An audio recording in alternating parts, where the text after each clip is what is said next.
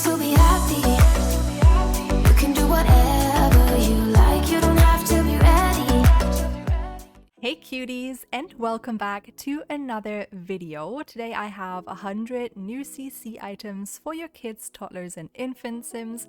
As always, you can find links to everything in the description down below, and I also make sure to link you to a playlist full of my previous CC hauls if you're still in need of more CC after today's video. But without further ado, let's get straight into this. I hope you're all doing well. I hope you're all cozied up with a nice snack or drink for this video. It is looking quite gloomy here, so perfectly fitting for a hot drink. There is also, I always forget to mention that at the beginning of the video, so here we are, here's me mentioning it. There is a lot of clothing items specifically for the kids today, which I am super excited about because I feel like that is like the hardest thing to find. I have so many cute things for toddlers, but I feel like very few CC creators focus on kids CC, and I am just excited to give you some options today. There was also quite a few options in last month's CC haul for the kids, so if you haven't checked that one out, it's in the playlist that I mentioned at the beginning of the video, so it is there if you need it. I myself am doing pretty well, so I'm hoping you're doing well. A little bit sad. I mean, I'm saying I'm doing well and I'm like, I'm sad because my boyfriend has been here for 2 weeks and he just left this morning. So obviously that's always a little sad. We do see each other like every 3-ish months. So it's not too long, but it's still always sad. And that is also the reason why I'm uploading this video today instead of Friday. Usually they're always on Friday nights, my CC videos, but I don't know, I just wanted to spend the last day with him just chilling and doing cozy things and not having to work on a video because these videos take pretty much all day.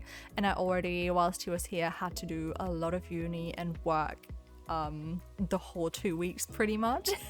I usually tend to pre-record videos and then when he's here I can just chill, but it just wasn't possible. There was like so much going on, specifically with uni this semester is crazy, and I am just so grateful that I'm finally on ADHD meds. I talked about that like a few videos ago, but without those I would just fail. Like there's no way I could do all of that without any help, just because my brain with those things, like having to focus on something, is incredibly hard with my ADHD, and also getting myself to do tasks that I don't want to do. I definitely can tell it's not like any magical potion or anything. You still need to put some work in yourself to like get your butt up and do things that you don't want to do. But I have noticed that like when I do uni work, usually I would read things and then constantly check what page I'm on, how many more pages I need to read, how much time of the lecture do I have left, just like to see how much longer I have to do the task that I don't want to do. And now I literally just read, and then at a certain point I would check just to make sure I'm not too far ahead. But I don't constantly think like I want to be done with this, I want to do something fun, you know. I can just lock in, focus, get done what I have to get done, and then move on to other things. And it is such a big relief. Like that was such a struggle before, and with how much I have to read this semester, it would have just been impossible. Literally impossible. It's so many pages, it takes so long. I kind of timed it and it seems ridiculous if you just hear it, because I also love to read. Like I love reading books in general, so I know how fast I usually read. But with my uni book, oh my god, the cat is going crazy. I don't know if you can hear that. Sometimes it picks it up and sometimes it doesn't, but my door is closed because my roommate is home, and I feel weird if the door is leaned to and I'm recording a voiceover. It just feels odd. So door is closed, the cats have to put up with it for a few minutes. But they're not happy about it every single time, so sometimes they complain, sometimes they run around like little maniacs whilst I'm trying to record a voiceover. But fingers crossed you can't hear it. Where did I stop? This is the worst part. Once I get distracted, there's no going back. It was something about uni. Oh yeah, I read like 10 pages of the book that I have to read for uni. An hour. It's like, I don't understand how I can read that slow. It's not just because the information is obviously not as easy to comprehend as like a novel would be, but it's also because I take notes and that takes a long time. Like my notes are always very neat and tidy just because I think I've learned that to cope with some like ADHD issues, just so that when I'm studying for an exam, I have things like visually pleasing to look at, and I know where everything is, and I know where one topic stops and the other starts. I just have to be very organized for it to work. It doesn't say that I'm actually going to revise much, but you know, it definitely increases the chances of me wanting to study for something. But that's that.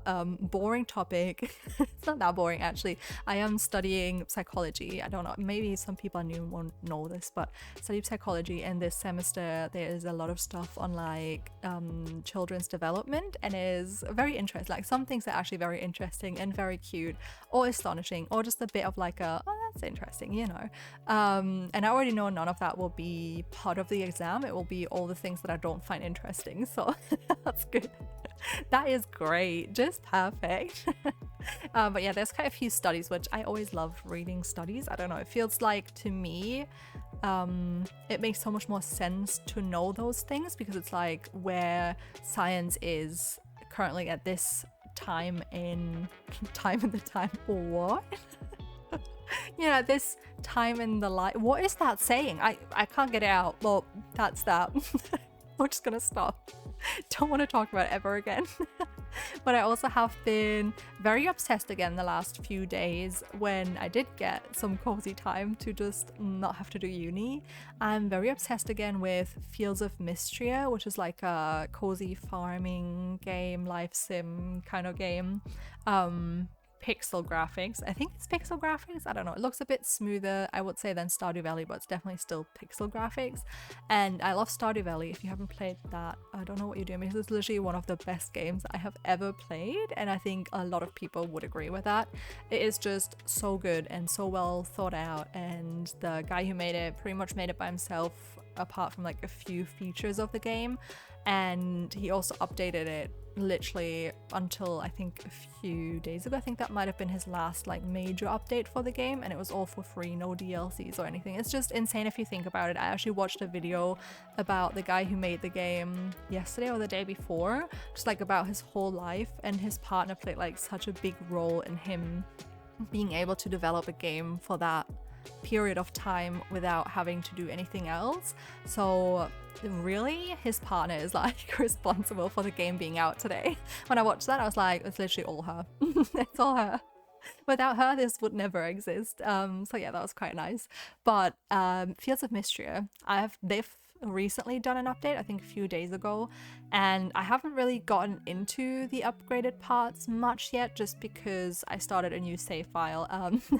I think the game came out possibly sometime in September, if I remember correctly, and that is like, I was obsessed with it for a week, and then I stopped playing it because I think I did a majority of what was in the game. It's still in early access, so I was like, oh, I'll just wait a bit until like a patch comes out and there's new things or whatever to get me hooked into the game again, and then I had to start a new save file. I always do this with things that are in early access, and then I'm like, oh, I should only buy games once they're out of early access, but then I get too impatient. I don't know, if there's like a game that's been on my wish list for a long time, and oh my lord, like 2024 has been such a huge year for like cozy farming sims. There were so many that got released, and I tried so many.